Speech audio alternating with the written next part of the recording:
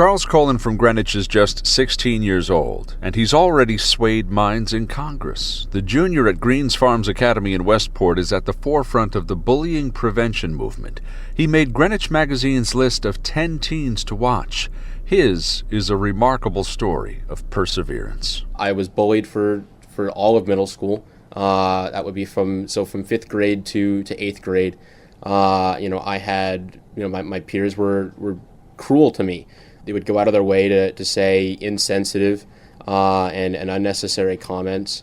It would range from, staying on the other side of the hallway of me to going out of their way and saying everyone can come to this party, or everyone can come to my house, well, except for you, Charles. And, there were certain times where I had some people come up to me and say that I should go kill myself. The verbal abuse was devastating. It was awful.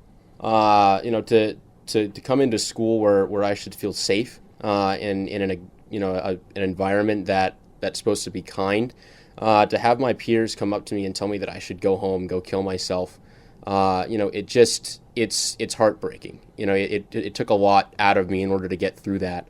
It took a lot of support from faculty members, but there were a lot of faculty members were supportive of me, but there wasn't much that they could really do.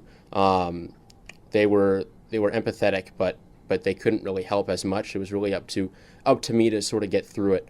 It was tough, but I think through my strengths, I was able to overcome the pressure. He sought help from school officials. There wasn't a lot of things that they could do in terms of ending it. They couldn't see it. The bullies hid it extremely well, and without the evidence to support this, and without any faculty actually seeing it going on or recognizing it, it just was able to flourish into something bigger and bigger until I switched schools. And when I switched schools, everything changed. Kolin tried to figure out why his peers targeted him. I never really understood. I think when it comes to me, I think differently. I view the world in a different way. I have trouble with social media. I have trouble conforming to what our social standards are and their way of living.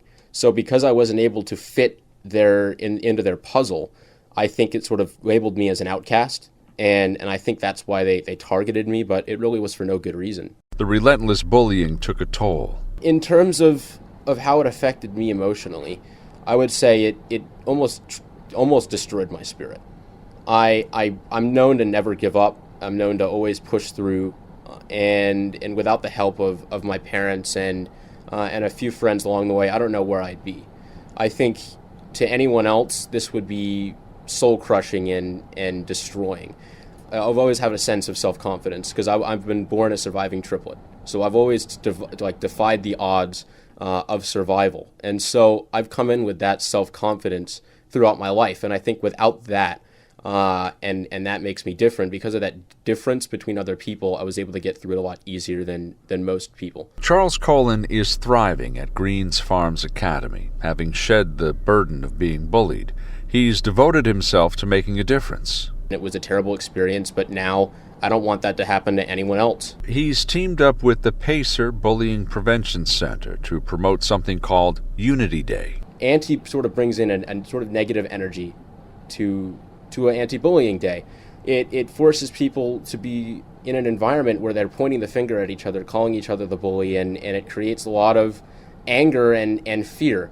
With Unity Day, it's not directly going against anything. Everyone's coming together for something rather than against something. And because they're coming together for kindness, tolerance, and respect, the positive energy filters out the bullies and brings something good into the community. He brought the concept for Unity Day to his representatives. My main sponsors are Congressman Himes, who represents my district in Connecticut, and Senator Richard Blumenthal from Connecticut as well. Next, a trip to Washington, D.C. to lobby other members of Congress. They bought it. They thought it was a fantastic idea. They thought it was something that our country really needed. And we started work on a resolution. A resolution for a National Unity Day, a day for civil discourse in schools. He believes it's needed now more than ever in this ever-evolving digital age. I think social media and the internet makes it a lot easier. It creates a mask for people to hide behind. I think because there's no direct contact, and because they don't actually have to see the other person's reaction, they can't connect with them on an emotional level. When they're bullying, they can't see the impact of it because they're behind a screen. And so it's more of an incentive for them to bully because it's easier. There's so much hostility towards one another just because of different viewpoints. I think schools should be teaching civil discourse. I think schools should be providing safe places where everyone can share their opinions freely. Just because you think differently from someone doesn't mean that you have to never talk to them and label them as a terrible person. That little taste of policymaking on Capitol Hill left an impression. Well, I would love to get into politics and possibly go into law and become a judge. My dream is to be a Supreme Court justice. But on another note, I'd love to be a sports commentator as well. Whether Charles Kolin sits on the Supreme Court or in an announcer's booth, one thing is certain. He will bring with him a well-developed sense of compassion. Just listen to what he has to say about the bullies who mercilessly tortured him for 3 years. I hold no hate in my heart for those people. I know that although they've put me through pain, I would never do the same thing to them.